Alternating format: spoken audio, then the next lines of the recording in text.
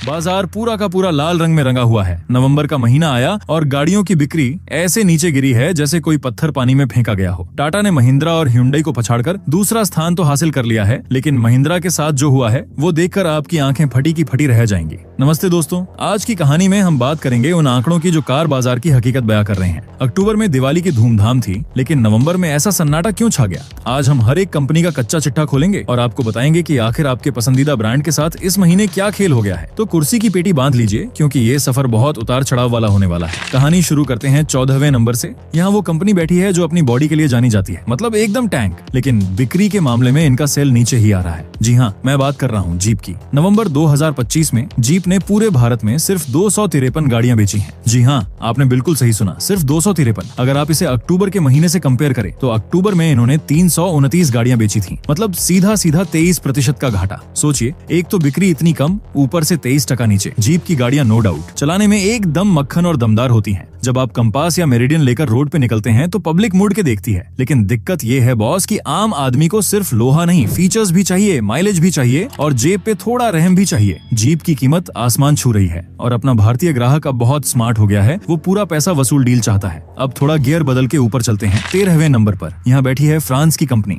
Citroen. Citroen की कहानी भी थोड़ी अजीब है। नवंबर में सिट्रोएन ने कुल मिलाकर 1224 गाड़ियां बेची हैं। अक्टूबर में ये आंकड़ा 1426 था। यहाँ भी लाल निशान है, 14% की गिरावट। सिट्रोएन की सबसे बड़ी दिक्कत ये है कि इन्होंने भारतीय बाजार को थोड़ा हल्के में ले लिया है। इन्होंने सोचा कि हम कार के पहिए और इंजन दे देंगे और पब्लिक लाइन लगा के खरीदेगी, लेकिन इंडिया में भाई लोग को सनरूफ भी चाहिए, बड़ी वाली स्क्रीन भी चाहिए और ऑटोमेटिक एसी भी चाहिए, लेकिन अभी भी पब्लिक का भरोसा जीतने में इनको बहुत टाइम लगेगा। अब आते हैं 12वें नंबर पर, जहां एक ऐसी जापानी कंपनी है जो पिछले कई सालों से सिर्फ एक ही बैसाखी के सहारे चल रही है, निसान। निसान का हाल देखकर मुझे वो पुरानी कहावत याद आती है कि डूबते को तिनके का सहारा, और निसान के लिए वो तिनका है इनकी मैग्नाइट। नवंबर के महीने में निसान ने 1908 गाड़ियां बेची हैं, मतलब 2000 का आंकड़ा भी ये छू नहीं पाए। अक्टूबर में इन्होंने 2615 गाड़ियां बेची थी, यानी सीधे 27% की भारी गिरावट। ये बहुत बड़ा झटका है बॉस। निसान की समस्या ये है कि इनके शोरूम में जाओ तो देखने के लिए कुछ मसाला है ही नहीं, सिर्फ एक मैग्नाइट खड़ी रहती है। अब ग्राहक कब तक एक ही कार को देखेगा? इन्होंने अभी मैग्नाइट का नया रूप भी निकाला है, लेकिन उसका असर भी बिक्री पर कुछ खास दिख नहीं रहा है। थोड़ा और ऊपर बढ़ते हैं 11वें नंबर पर। यहाँ है वो कंपनी जिसे लोग जर्मन इंजीनियरिंग के नाम से जानते हैं, फोक्सवैगन। फोक्सवैगन की गाड़ियां सड़क पर चलती हैं तो एक अलग ही टशन होता है, लेकिन बिक्री के आंकड़ों में वो टशन गायब है। नवंबर में फोक्सवैगन ने 3342 गाड़ियां बेची हैं। पिछले महीने ये आंकड़ा 4048 था।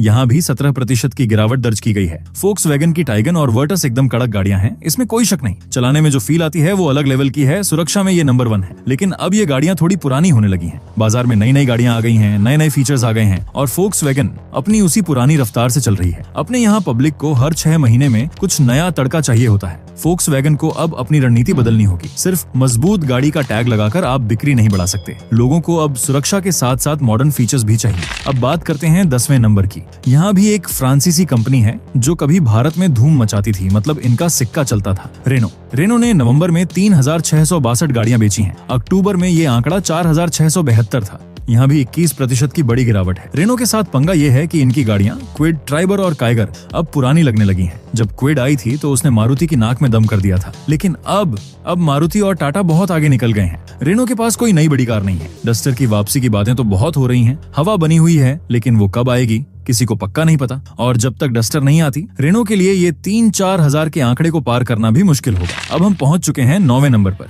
यहाँ वो कंपनी है जिसके इंजन की कसम लोग खाते हैं, मतलब इंजन हो तो ऐसा, होंडा। होंडा का नाम आते ही दिमाग में एक ही फोटो छपती है, होंडा सिटी। लेकिन अफसोस भाई, अब सेडान का जमाना जा रहा है। अब सबको एसयूवी का नशा है। नवंबर में होंडा ने 5204 गाड़ियां बेची हैं। अक्टूबर में ये आंकड़ा 6394 था, 18% की गिरावट। होंडा ने अपनी नई एसयूवी एलिवेट से बहुत उम्मीदें लगाई थीं। शुरुआत में एलिवेट ने माहौल भी बनाया, लेकिन अब ऐसा लग रहा है कि उसका नशा भी उतर रहा है। होंडा की समस्या ये है कि ये लोग वक्त के साथ चलने में थोड़ा लेट हो जाते हैं। जब दुनिया टर्बो इंजन और सीएनजी की बातें कर रही थी, ये पेट्रोल पर अटके थे। जब दुनिया इलेक्ट्रिक की तरफ भाग रही है, ये हाइब्रिड में उलझे हैं। 5000 गाड़ियां पूरे भारत में बेचना होंडा जैसी लेजेंडरी कंपनी के लिए टेंशन वाली बात है। अगर एलिवेट की बिक्री ऐसे ही गिरती रही तो होंडा के लिए भारत में टिकना मुश्किल हो जाएगा। अब आते हैं 8वें नंबर पर, और यहाँ जो आंकड़ा है ना बॉस, वो देखकर तो आप हिल जाओगे। यहाँ बैठी है स्कोडा। स्कोडा के साथ इस महीने जो हुआ है उसे आप बाजार का भूचाल कह सकते हैं। नवंबर में स्कोडा ने 5491 गाड़ियां बेची हैं। आप कहेंगे कि ये तो होंडा से ज्यादा है, इसमें बुरा क्या है? बुरा ये है कि पिछले महीने इन्होंने 8252 गाड़ियां बेची थी, यानी सीधे सीधे 33% की गिरावट। 33%, ये इस पूरी लिस्ट में सबसे बड़ी गिरावट है। आखिर स्कोडा के साथ ऐसा क्या कांड हो गया? क्या पब्लिक ने अचानक स्कोडा खरीदना बंद कर दिया? असल में इसके पीछे एक बड़ा कारण इनकी नई छोटी SUV काइलाक हो सकती है।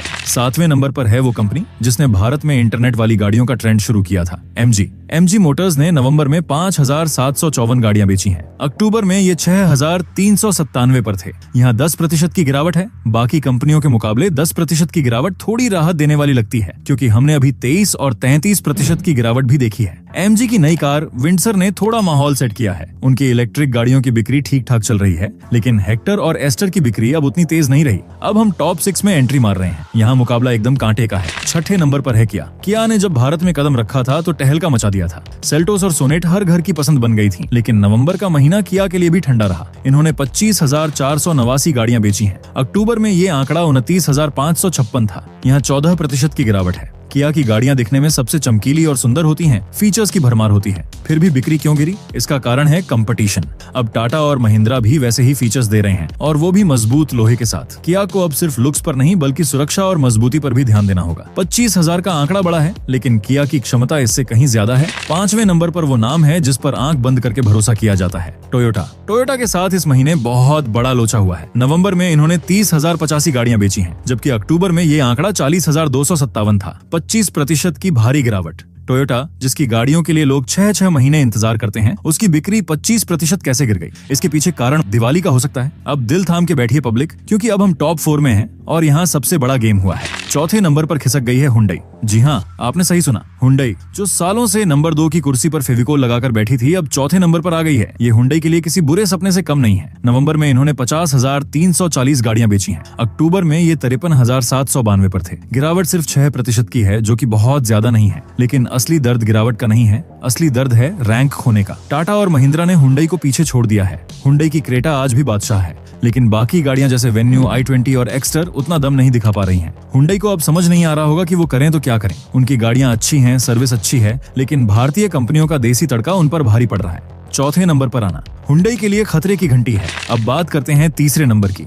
यहाँ है वो खिलाड़ी जिसने सबको चौंका दिया, लेकिन खुद भी एक बड़े सदमे का शिकार हुआ, महिंद्रा नवंबर में 3रे नंबर पर रही। इन्होंने 56,336 गाड़ियां बेची हैं। आंकड़ा बहुत शानदार है, लेकिन रुकिए, अक्टूबर के आंकड़े पर नजर डालिए। अक्टूबर में इन्होंने 71,624 गाड़ियां बेची थी, यानी एक महीने में 21% की गिरावट। 15,000 से ज्यादा गाड़ियां कम बिकी हैं। ये बहुत बड़ा अंतर है। महिंद्रा की स्कॉर्पियो एन, XUV 700 और नई थार रॉक्स के लिए कंपटीशन है, फिर भी बिक्री इतनी कम क्यों हुई? क्या महिंद्रा ने अक्टूबर में दिवाली के चक्कर में सारा स्टॉक निकाल दिया और नवंबर में देने के लिए गाड़ियां ही नहीं बची? या फिर लोगों ने बुकिंग कैंसिल करानी शुरू कर दी है? कारण जो भी हो, महिंद्रा का 2रे नंबर से फिसलना और इतनी बड़ी गिरावट देखना हैरान करने वाला है। लेकिन एक बात तो माननी पड़ेगी, इतनी गिरावट के बाद भी ये हुंडई से आगे हैं। ये इनकी बढ़ती हुई पावर को दिखाता है। और अब भाइयों और बहनों, स्वागत कीजिए भारत की दूसरी सबसे बड़ी कार कंपनी का। 2रे नंबर पर है टाटा मोटर्स। टाटा ने इस महीने कमाल कर दिया है बॉस। इन्होंने महिंद्रा और हुंडई दोनों को पछाड़ दिया है। नवंबर में टाटा ने 57,436 गाड़ियां बेची हैं। हालांकि अक्टूबर के मुकाबले इनकी बिक्री भी 6% गिरी है।